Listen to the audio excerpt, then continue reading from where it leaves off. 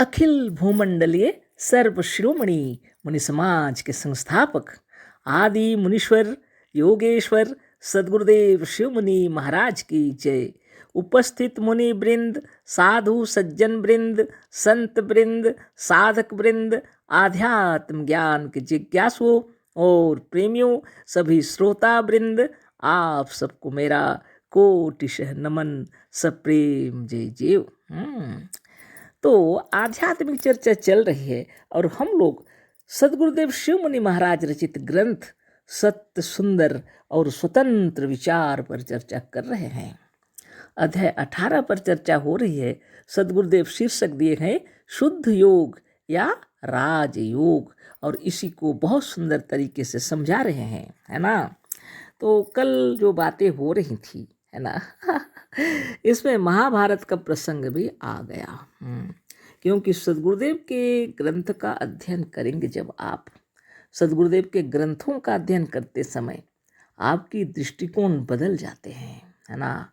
और आप जो साधन ध्यान तपस्या करते हैं तो सदगुरुदेव की वाणी अक्षर अक्षर सत्य दिखाई पड़ती है ना।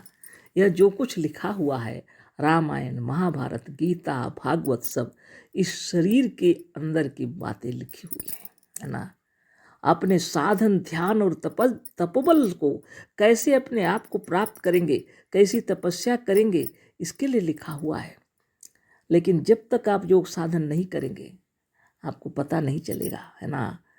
क्योंकि ये जो गुप्त साधन है जिसको राजयोग कहते हैं, वास्तव में जिसको शुद्ध योग कहते हैं, वह बहुत ही गुप्त है। रामायण में भी है, महाभारत में भी है, गीता में भी है, भागवत में भी है, और 18 पुराणों में भी है, और चारों वेदों में भी है। लेकिन जो साधक होंगे सिर्फ उन्हीं को दिखेगा और दूसरे को दिखाई नहीं पड़ेगा। जिसको दिव्य नेत्र मिला गुरुदेव की ओर से उसको दिखेगा और दूसरे को नहीं दिखेगा। सब कहानियों में ही भटक जाएंगे, है ना। बहुत बड़ी बात है ना। अगर हम योग साधन नहीं करते तो हमको पता नहीं चलता, है ना। हमको कहानियाँ बहुत पसंद है। रामायण महाभारत गीता बचपन से सुनते आए हैं घर में, है ना। बहुत अच्छा लगता है। बाप रे बाप, वीर अभिमन्यु की गाथा पिताजी गाते सुनाते थे, माँ भी रोती थी, हम भी रोते थे, है ना। क्या बातें हैं। घर में जब योग साधन शिक्षा दीक्षा लिए बचपन में, है ना, और बाप रे 6 क्लास में पढ़ते थे तब हम दीक्षा लिए हैं। बहुत मन लगा के बहुत तपस्या से साधन करते थे, बहुत अहोभाग्य समझते थे खुद को। 70 में हम दीक्षा लिए, 74 में विवाह हो गई। पहले तो जल्दी से शादी विवाह भी हो जाता था। अब सोचिए, अब ससुराल में साधन के टाइम निकालना कितनी बड़ी बात हो जाती है ना। और आज का जमाना नहीं, पहले का जमाना है। अद्भुत, है ना। हृदय की तरंगे सास ससुर की सेवा में तल्लीन रहती हैं, क्योंकि उसमें माँ पिताजी का श्रेष्ठ श्रद्धा भक्ति प्रेम भरा हुआ है। और उनके साथ, है ना, भक्ति भाव से व्यवहार नहीं करेंगे तो माँ पिताजी के दिल को कष्ट और पीड़ा होगा, ये सोच करके और अपनी अंतरात्मा को संतुष्टि नहीं मिलती, है ना। इसलिए साधन ध्यान तपस्या सबका सेवा, इससे बढ़कर कुछ दिखता नहीं। लेकिन अंतरात्मा में हमेशा एक ख्याल रहता है, कब हम योगासन करें, कब हम साधन करें, कब हम ध्यान करें। रात आधी रात जब फुर्सत मिल जाए, है ना, अहो भाग्य अपना, है ना, नींद उड़ जाते, है ना। अब बैठे हैं योग साधन करने के लिए। वाह क्या सुंदर समय मिला है। अभी क्या होता है, तुरंत माता पिता याद आने लगते हैं। बहुत दिन हो गए, पिताजी को एक चिट्ठी भी नहीं लिखे हैं, है ना। ओह माताजी की तबीयत कैसी होगी, है ना। बहुत सारी बातें, हमारे छोटे भाई बहन कैसे होंगे। ओह बाप रे, पता नहीं स्कूल में तो क्या हो रहा होगा, हमारी पढ़ाई बंद हो गई। सखी सहेलियाँ क्या करती होंगी, है ना। हमारे टीचर लोग कितना श्रद्धा करते थे, प्राइज मिलता था हमको तो तालियां बजती थीं। अब इस सब को सोच रहे हैं बैठ करके। कभी कभी तो रो पड़ते हैं माँ को याद करके। अब अंतरात्मा क्या कह रहा, ये समय गया तो गया, है ना। श्री कृष्ण समझा रहे हैं अर्जुन को, हमारे मन को, है ना, ये समय गया तो गया। तो क्या करना होगा, गोली मारो। आज के ज़माने में हम लोग बोलते हैं गोली मारो, मने उसका ध्यान मत दो, है ना। उसी तरह की बातें हैं महाभारत में भी। श्री कृष्ण कह रहे हैं ये सब मरे हुए के समान है, इनको क्यों याद करना, इनको मारो, है ना। गांडी उठाओ, तीर चलाओ अर्जुन, है ना। क्या ये सगे संबंधी और गुरुजन और माता पिता और भाई बहन और मित्र और दोस्त और शत्रु सब छोड़ो, है ना। धर्म युद्ध करना है अभी, है ना, कुरुक्षेत्र के मैदान में 18 चक्र का भेदन करने हैं अभी। और प्रणव का नाद गूंजना चाहिए, है ना। बाप रे, कितनी बड़ी बात है। अगर हम योग साधन नहीं करते तो कभी नहीं समझते इन बातों को। और धन्य हमारे मुनीश्वर जगदीशानंद महाराज जी बुलाए थे अधिवेशन, है ना। वहाँ जब गए थे तो वहाँ के जितने जो वहाँ के मुनिजन थे और गांव के लोग थे, गुरुदेव की कृपा है समझिए। आशीर्वाद उन्हीं का बरस रहा था। मेरे सामने बहुत भीड़, हम लोग जब हम सब समाप्त हो जाता था ना अपना सत्संग, तो अलग से बैठते थे, वहाँ आकर के भीड़ लगी हुई थी, है ना। सब बैठे हुए थे, जितने तिलक चंदन लगाए हैं सभी, और अपने मने पगड़ी बांधे हैं सब अपने अपने तरीक़ा से। अपने मने क्या बताऊं, अपने प्रतिभाशाली व्यक्तित्व के साथ सभी उपस्थित थे और बातें हो रही थी, सवाल जवाब चल रहा था, प्रश्नोत्तर हो रहे थे अच्छी तरह से। हम उस समय ही अच्छे से प्रसंग में अपने आत्मज्ञान को रामायण सबसे बता रहे थे। और निराकार मुनि जी मने गूढ़ आश्रम के जो हैं थे, अभी नहीं है, उनके पुत्र हैं, सुपुत्र भगवंत मुनि, है ना। भगवंत मुनि ना भगवत मुनि ऐसा कुछ है ना। तो दौड़े दौड़े आए वहीं पर। और बोले दीदी क्या बात है, हाँ सब लोग कह रहे हैं ना कि श्री कृष्ण बहुत खराब आदमी थे, है ना, और महाभारत युद्ध करा दिए सबको और जबरदस्ती मरवा दिए सब कोई को, अपने गुरुजनों को सबको। अर्जुन बेचारा मारना नहीं चाहते थे। अब सोचिए ऐसी स्थिति में वो मेरे छोटे भाई की तरह, है ना, अभी भी है, दिल्ली में रहते हैं ना। दौड़ के आए और इस तरह से बोले, उनको कुछ सूझा नहीं कि इतनी भीड़ है कि यहाँ लोग इतने बैठे हैं और सभा में क्या बातें हो रही हैं। उनको क्या, उनको तो अपनी दीदी के पास ये सवाल पूछना है, कहीं वो बातें कर रहे होंगे बाहर में, है ना। लोग इनसे कह दिए, बेचैन होके जो दौड़ के आए मेरे पास और इस तरह बोले, आप रे बाप। हम बोले क्या बात है।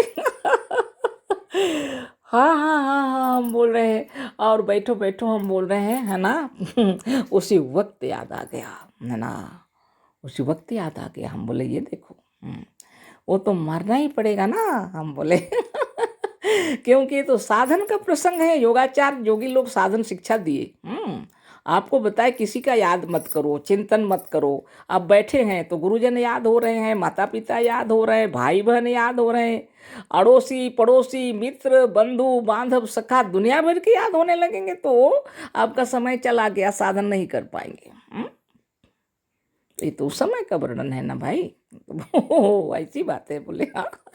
तो चक्र भेदन करते समय आप सारी दुनिया से हटकर अपने इस कुरुक्षेत्र के मैदान में आना है आपको। युद्ध तो यही करना पड़ेगा ना।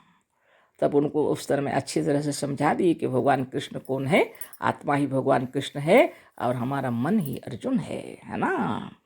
और इस मन को अपने वश में करना होगा। जब तक अपने मन को वश में नहीं करेंगे, इन 18 चक्रों में मन को घुमाना पड़ता है ना। 18 चक्रों में मन को घुमा करके अपने तपोबल से आपने अगर जीता हुआ है अपने को, तो आप ब्रह्मत्व को प्राप्त करेंगे। ब्रह्मलोक अपने भीतर ही है। आप ब्रह्मलोक सत्यलोक ब्रह्मलोक में पहुंच जाएंगे, है ना। अपने आत्मस्थ और समाधिस्थ हो जाएंगे, है ना। अद्भुत बातें हैं कि नहीं है ना। यही बात हम आपका प्रसंग में बता दिए थे। किसी विषय को सोचने की बात नहीं लिखी हुई है।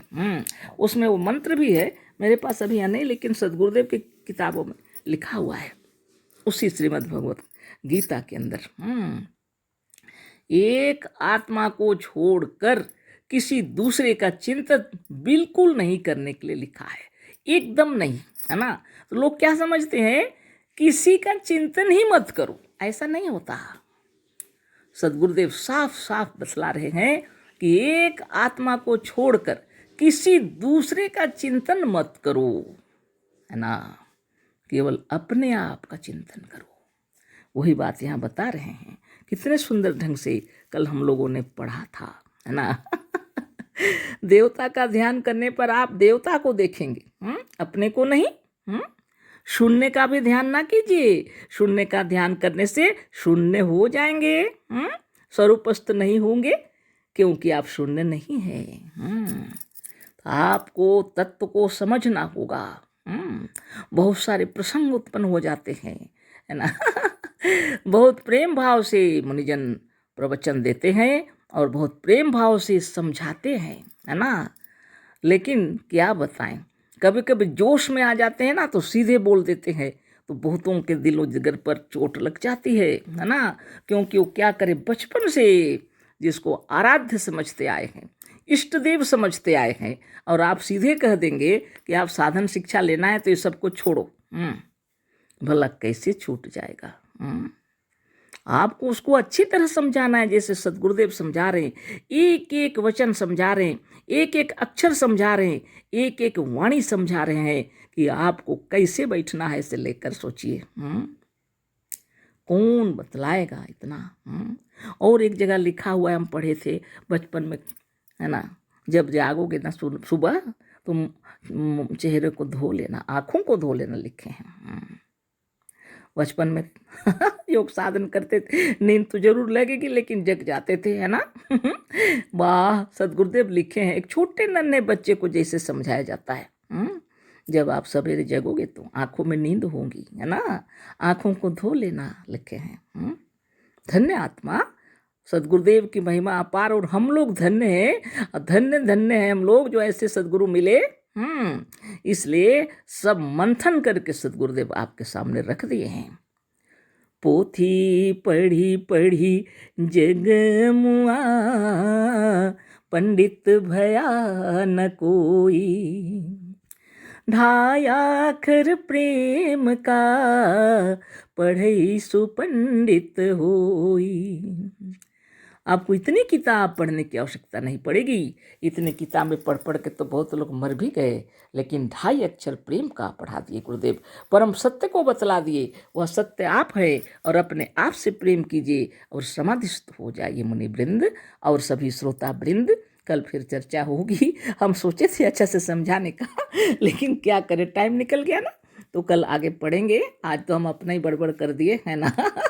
अशेष धन्यवाद, कोटि नमन, सप्रेम जय जीव। सदगुरुदेव शिव मुनि महाराज की जय।